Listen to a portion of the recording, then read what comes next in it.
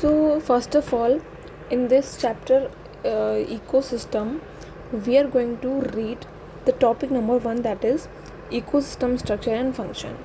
As this is the introduction we are going to do at the end of the session, because it is not much informative, and if it contains any information, I am going to tell it at the end of the lecture, because with fresh mind we are going to start with very important information which is occurred on the second page, that is the term stratification. So जब हम stratification के बारे में पढ़ रहे हैं तो इसकी जो डेफिनेशन है वो है कि vertical distribution of different species. Okay, so it is the vertical distribution of different species occupying different level.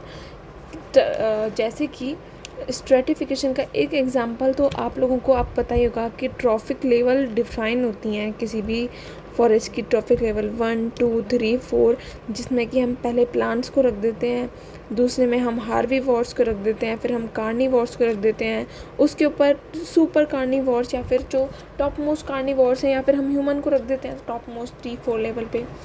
तो वही एक स्ट्रेटिफिकेशन माना जाएगा. लेकिन जो एग्ज़ाम्पल एनसीईआरटी ने दे रखा है स्ट्रेटिफिकेशन का, वो एक फॉरेस्ट का दे रखा है जिसमें कि उसने कैटेगरी वाइज स्ट्रेटिफिकेशन किया है, कैटेगरी वाइज वर्टिकल डिस्ट्रीब्यूशन किया है. जैसे कि एक फॉरेस्ट में टॉप मोस्ट प्लांट कौन सा होगा, जो ट्रीज़ होंगे, बड़े बड़े ट्रीज़ होंगे, वो टॉप मोस्ट होंगे. बीच में कौन से आएंगे, दे विल बी शर्ब्स, जो शर्ब्स हैं वो आ जाएंगे. फिर जो सबसे बॉटम लेयर होगी जो होगी ग्रास, बड़े बड़े ट्रीज़ हो गए, फिर थोड़े थोड़े छोटे छोटे प्लांट्स हो गए, फिर क्या होगा, ग्रासेस. जो ग्रासेस है वो सबसे बॉटम मोस्ट लेवल पे है.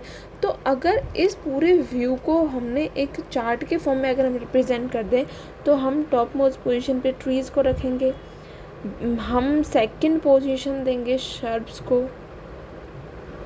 और हम बॉटम मोस्ट देंगे ग्रासेस एंड हर्ब्स को. तो इस बेसिस पे जो हमने ये वर्टिकल डिस्ट्रीब्यूशन कर दिया जिस भी किसी बेसिस पे, उस वर्टिकल डिस्ट्रीब्यूशन को स्ट्रेटिफिकेशन बोलते हैं. And the example given in NCERT is very important. अगर हम एग्ज़ाम पॉइंट ऑफ व्यू से देखें तो ट्रीज़ जो हैं वो टॉप मोस्ट लेवल ऑक्यूपाई करते हैं, जबकि जो हमारे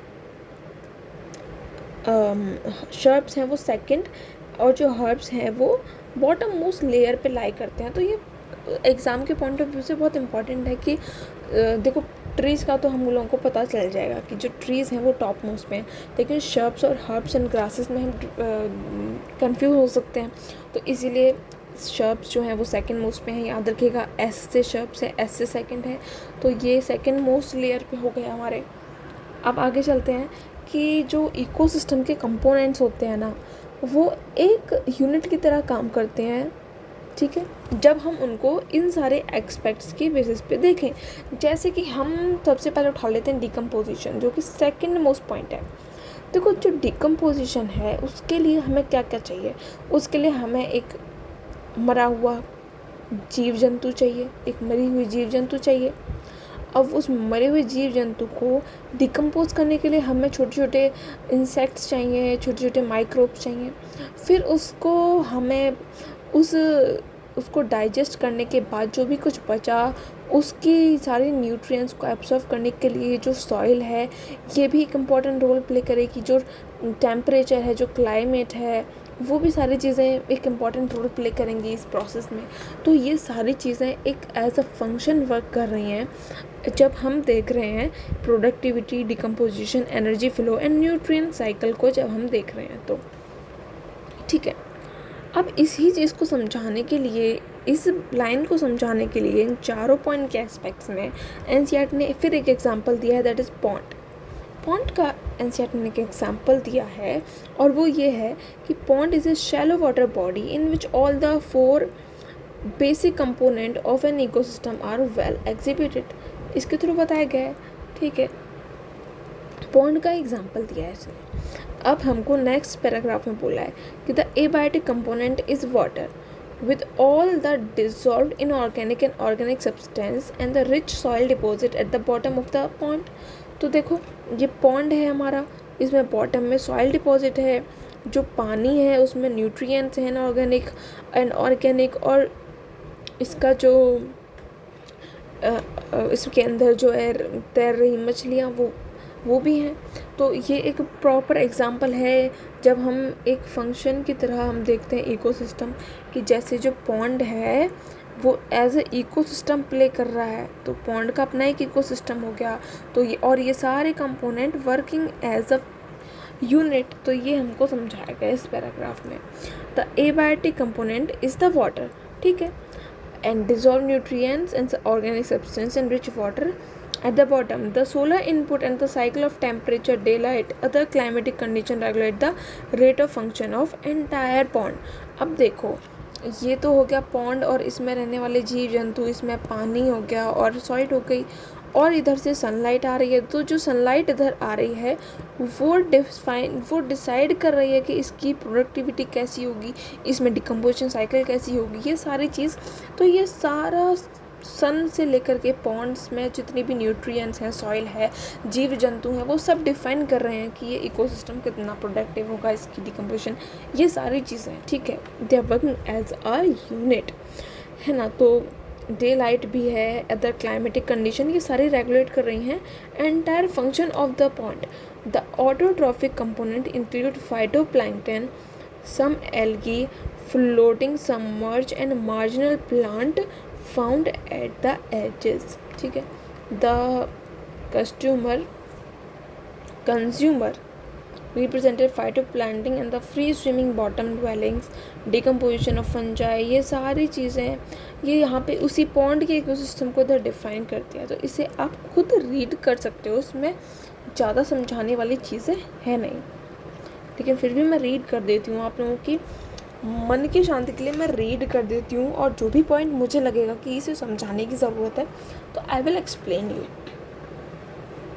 तो हम सोलर इनपुट से स्टार्ट करते हैं। The solar input, the cycle of temperature, day light and other climatic condition regulate the rate of function of entire pond. The autotrophic component includes phytoplankton, some algae and floating submerged marginal plant found at the edges.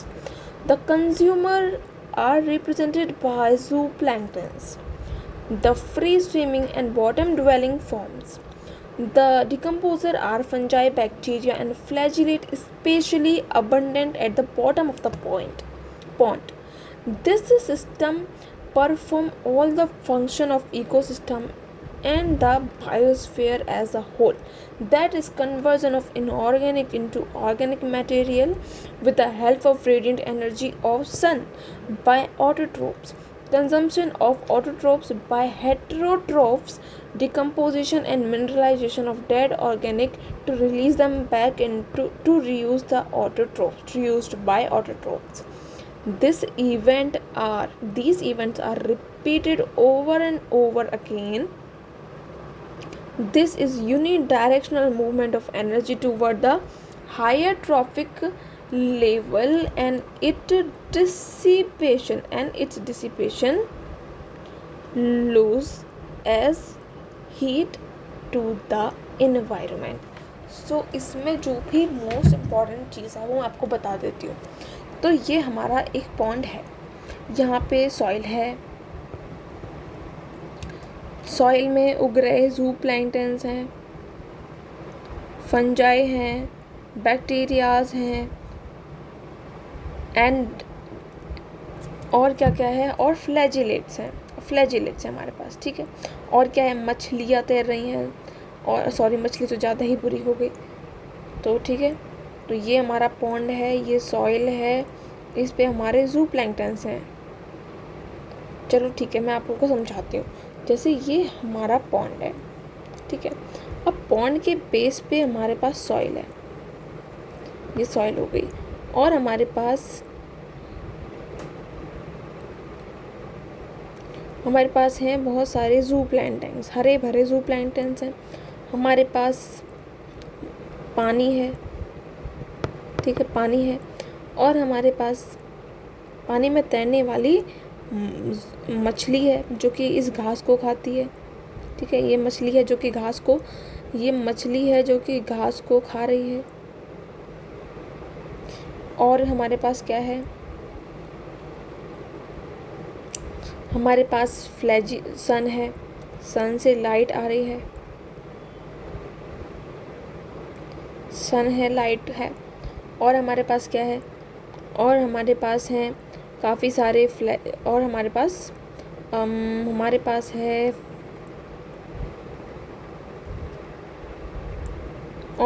पास हैं भैया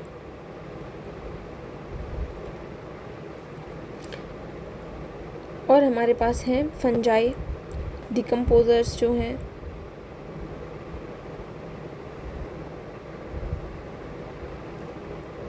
और हमारे पास fungi हैं जो कि decomposer का काम कर रहे हैं। काफ़ी सारे बैक्टीरियाज़ हैं और काफ़ी सारे फ्लैजिलेट्स हैं, ठीक है। अब क्या हो रहा है, अब मैं आपको बताती हूँ हो क्या रहा है कि ये सॉइल है, पानी के अंदर काफ़ी इनऑर्गेनिक और ऑर्गेनिक न्यूट्रिएंट्स ऑलरेडी प्रेजेंट हैं, जू प्लांटन्स हैं, सनलाइट आ रही है जिसकी वजह से ये जो जू प्लांटन्स हैं ये फूड बना रहे हैं, अब जब ये फूड बना रहे हैं और फूड का काम भी कर रहे हैं तो इस जो जू प्लांटन्स हैं ये इनको खाएंगे। जब ये इनको खाएंगे तो ये कभी मरेंगे भी, जब ये मरेंगे तो इनको डिकम्पोज भी कौन करेगा, ये फ्लैजिलेट्स और बैक्टीरिया और फंजाई मिलके इनको डिकम्पोज करेंगे। जब ये डिकम्पोज हो जाएंगे तो जो इनऑर्गेनिक और ऑर्गेनिक जो मटेरियल है वो फिर से सॉइल में आ जाएगा, सॉइल में आ जाएगा तो उसको ये जू प्लांटन्स यूज़ करेंगे।